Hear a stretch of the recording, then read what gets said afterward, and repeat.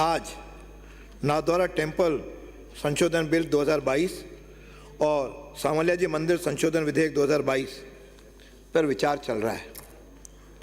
मुझे आशा थी कि जो धर्मपरायण माननीय मंत्री महोदया हैं, इनसे बहुत ज़्यादा अपेक्षा थी। हालांकि बाहर जा रही हैं, मैं उन्हीं के आधार पर कह रहा हूँ कि ये इनसे अपेक्षा थी कि जो संशोधन बिल लाएंगे वह बहुत ही व्यापक होगा। लेकिन यह केवल वह भी सुप्रीम कोर्ट के निर्देशों के बाद केवल एक एक लाइन का संशोधन लाए हैं, जबकि ये दोनों मंदिर बड़े आस्था के केंद्र हैं। सारे देश में विश्व भर के लोग इन मंदिरों में आते हैं और वहाँ आकर के अपनी पूजा अर्चना करते हैं। लेकिन वहाँ की व्यवस्थाओं को जिस प्रकार से आज बढ़ाया जाना चाहिए, उस पर कभी भी विभाग ने या मंदिरों ने सोचा नहीं। ये इस कारण से है कि मेरा कहना है कि जितने भी हिंदू मंदिर हैं उनको सरकारी नियंत्रण से दूर रखा जाए। जिस प्रकार से मस्जिदें किसी भी सरकारी नियंत्रण में नहीं है, तो आखिर हिंदू मंदिर नियंत्रण में क्यों लिए जा रहे हैं? ये एक समान देश है। इस देश में एक प्रकार का नियम लागू होना चाहिए, एक प्रकार की नागरिक संहिता होनी चाहिए। हम सब संप्रदाय एक हैं, संविधान के अंतर्गत हम एक हैं। फिर एक संप्रदाय के एक हिंदू, अब बात चली कि हिंदू में बहस की जाए, सत्ता पक्ष की ओर से आपके अनुपस्थिति में कहा गया माननीय सभापति महोदय, मैं उनको चुनौती देता हूं आपके अनुमति से एक दिन वह भी बहस कर ले। कहा कि हिंदुत्व तो क्या है, हिंदू क्या है, हम बहस करके दूध का दूध पानी का पानी करने को तैयार है। लेकिन इसमें आपकी अनुमति से करेंगे, उसके बिना अनुमति के मैं इस विषय पर ज़्यादा नहीं बोलूँगा।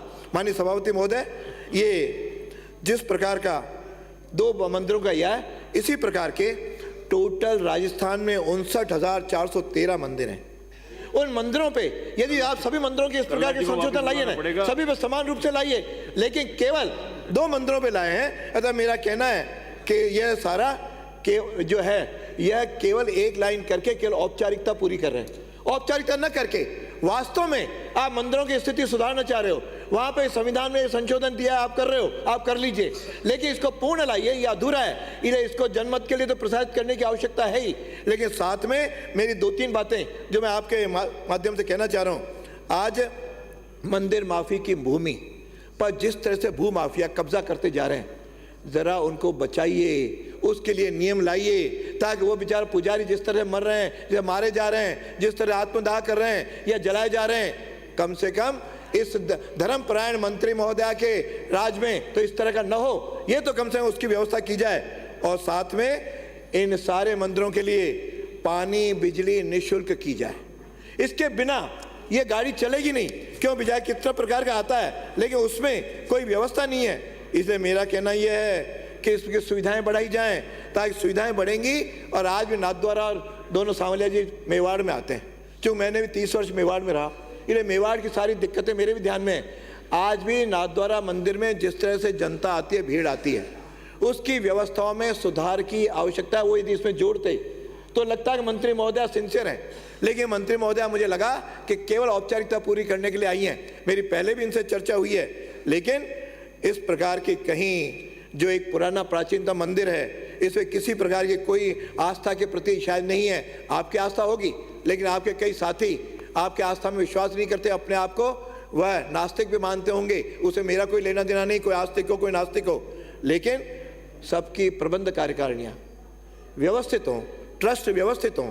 और से मेरी तो एक सुझाव है कि वहाँ का जो इलेक्टेड यदि जिला स्तर है, तो जनप्रतिनिधि को भी उसका सदस्य बनाया जाए। और यदि राष्ट्रीय स्तर के हैं तो निश्चित रूप से उसमें राज्य स्तरीय मुख्यमंत्रियों, विपक्ष के नेताओं, वह भी यदि उसके सदस्य बनेंगे तो इसको सुचारू रूप से वो कर पाएंगे। लेकिन आज जिस प्रकार से पुजारियों की नियुक्ति भी नहीं हो पा रही है, इसलिए ना आपकी कोई परीक्षा हो रही है, काफ़ी मंदिर उसके बिना कर रहे हैं, तो मेरा आपसे एक आग्रह है कि इन सारे 59,413 मंदिरों में की व्यवस्थाओं सुधारने का बिल लाया जाए। और इन दोनों मंदिरों के भी अधिनियम में ये औपचारिक न होकर के इसमें और सुझाव जो हम सब आपको दे रहे हैं, हमारे प्रतिपक्ष उपनेता ने भी दिया, बाकी लोगों ने भी दिया, उन सारे सुझावों को समाहित करके एक विस्तृत आप बिल लाएंगी तो इस सदन का सम्मान भी होगा और वास्तव में स्थितियां भी सुधरेंगी।